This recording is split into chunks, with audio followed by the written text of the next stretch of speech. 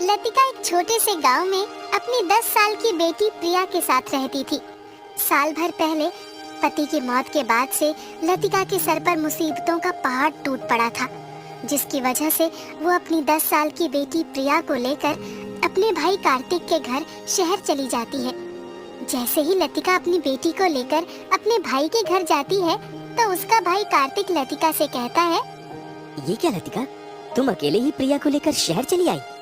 आने से पहले एक बार मुझे बता तो दिया होता, मैं तुम्हें खुद लेने आ जाता। भाई, तेरे जीजाजी के जाने के बाद मैं बिल्कुल अकेली हो गई हूँ, इसलिए मैं हमेशा के लिए गांव छोड़कर तेरे पास आ गई हूँ।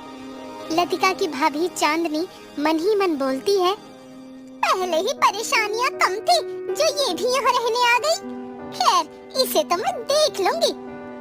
अगले दिन जैसे ही कार्तिक ऑफिस के लिए घर से निकलता है, चांदनी तुरंत लतिका से कहती है, दीदी, अब आप यहाँ रहने आ ही गई हो, तो मेरी एक बात कान खोल कर सुन लो। मेरे घर में रहना है तो घर के सभी काम में मेरा हाथ बटाना पड़ेगा। चांदनी के ऐसा कहते ही लतिका की आंखों में आंसू आ जाते हैं और वो आंखों में आंसू लिए घर के काम में जुट जाती है। रात को जब कार्तिक घर आता है, तो वो देखता है कि चांदनी आराम से टीवी देख रही है और बहन लतिका किचन में खाना बनाने में लगी हुई है। ये क्या चांदनी, तुमने दीदी को काम पर लगा दिया और खुद आराम से टीवी देख रही हो? अब दीदी को हमेशा के लिए हमारे घर में रहना है। वैसे भी शहर में रहना कोई आसान बात नहीं है। पहले ही हम लोगों के इतने खर्चे हैं, ऊपर से अपनी बेटी के साथ यहाँ रहने आ गई है। चांदनी, कुछ तो शर्म करो, उन्हें घर में ऐसा व्यवहार करना शुरू कर दिया। कार्तिक गुस्से में अपने कमरे में चला जाता है। फिर ऐसे ही कुछ दिन बीत जाते हैं। लतिका नौकरानी की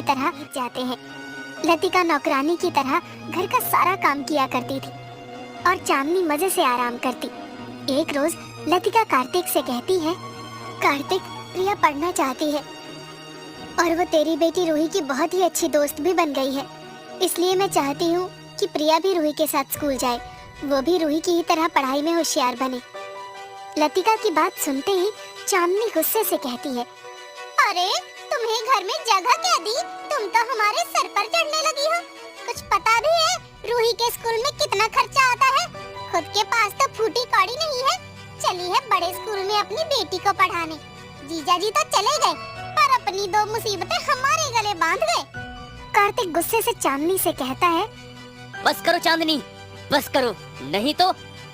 भाई, मेरी वजह से तुम दोनों के बीच झगड़ा हो, ये मुझे अच्छा नहीं लगेगा। इसलिए मैं अपनी बेटी के साथ यहाँ से चली जाती हूँ और मुझे रोकने की बिल्कुल भी कोशिश ना करना और ना ही अब कुछ कहना।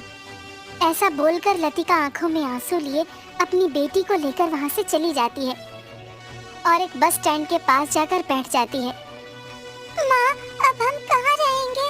क्यों ना हम अपने गाँव वापस चले जाएं? मेरी बच्ची, तू परेशान ना हो, तेरी माँ कोई ना कोई रास्ता निकाल ही लेगी। बस स्टैंड पर बैठे हुए लतिका को सुबह से शाम हो जाती है। बस स्टैंड के पास में ही एक बूढ़ी औरत की चाय की दुकान होती है।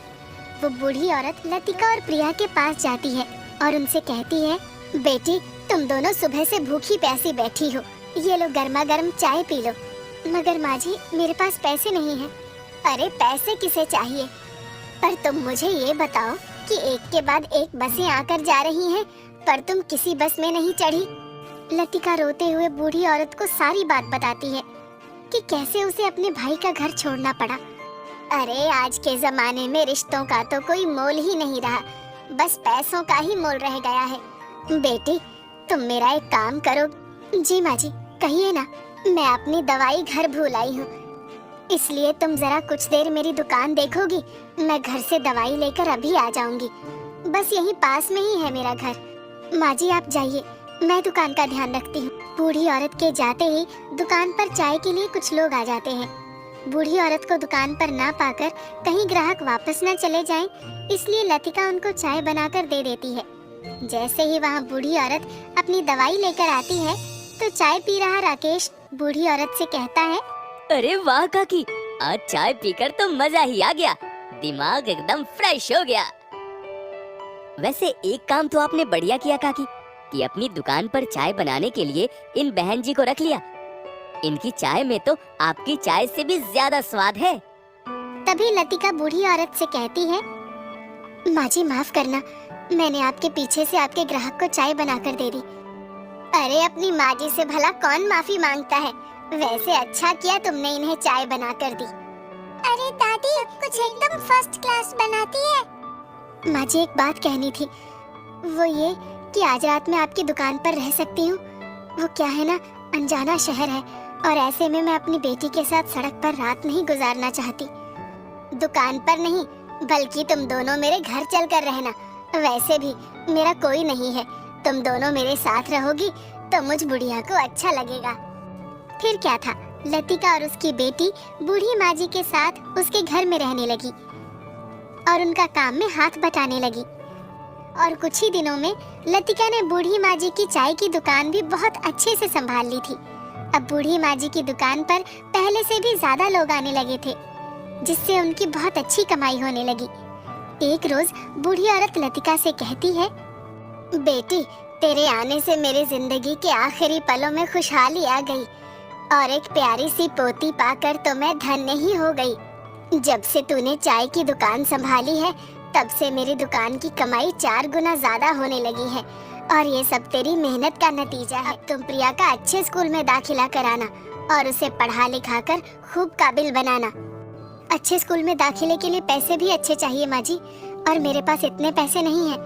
ले कर देना छोटी बात, ये जो दिन रात मेहनत करके चाय की दुकान से पैसे कमा रही है वो सब तेरा ही तो है। आज से दुकान का सारा हिसाब किताब तू ही संभालेगी और सारा पैसा तू ही रखेगी। लतिका बूढ़ी माँ जी की बात से बहुत खुश होती है और वो सबसे पहले अपनी प्रिया का दाखिला शहर के सबसे बड़े स्कूल में करा देती है।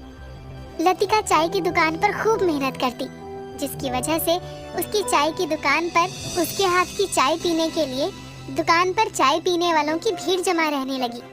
कुछ ही दिनों में लतिका ने चाय की दुकान से खूब पैसे कमाए। अब वो सभी एक बड़े मकान में आराम से रहने लगे। एक रोज प्रिया के स्कूल में पीटीएम होती है और लतिका सुंदर सी साड़ी पहनकर अच्छे से तैयार होकर स्कूल में जाती है। अपने भाई भाभी से होती है, लतिका तुम यहाँ कैसे, और प्रिया कैसी है, सब ठीक है ना? क्या बात है दीदी, आपने तो बहुत महंगी साड़ी पहनी है और जरा देखो तो आपके तो ठाठ ही अलग हैं। कहीं डाका वाका मार लिया है क्या, या फिर कोई लॉटरी लग गई है? फिर लतिका अपने भाई भाभी को सारी बात बताती है। जैसे ही चांदनी को पता चलता है बहुत बड़े घर में रहने लगी है और प्रिया का भी रूही के स्कूल में दाखिला करा दिया है और बहुत ही पैसे वाली अमीर हो गई है, तो वो लतिका से अपने किए बुरे बर्ताव के लिए माफी मांगने लगती है और उसे वापस घर आने के लिए कहती है। मगर लतिका अपने भाई भाभी को उनके घर जाने से साफ इनकार कर देती है। इंसान को कभी भी अपने लोगों से ज्यादा पैसों को अहमियत नहीं देनी चाहिए, क्योंकि वक्त बदलते देर नहीं लगती। ऐसा बोलकर लतिका अपनी बेटी प्रिया के साथ स्कूल पीटीएम अटेंड करके अपने घर आ जाती है। देखते ही देखते कुछ ही महीनों में लतिका चाय की दुकान से एक बड़ा टी स्टॉल खोल लेती है। लतिका अपने ही टी स्टॉल पर आए सभी ग्राहकों से विनम्रता से बात किया करती थी। वो अपने टी स्टॉल के साथ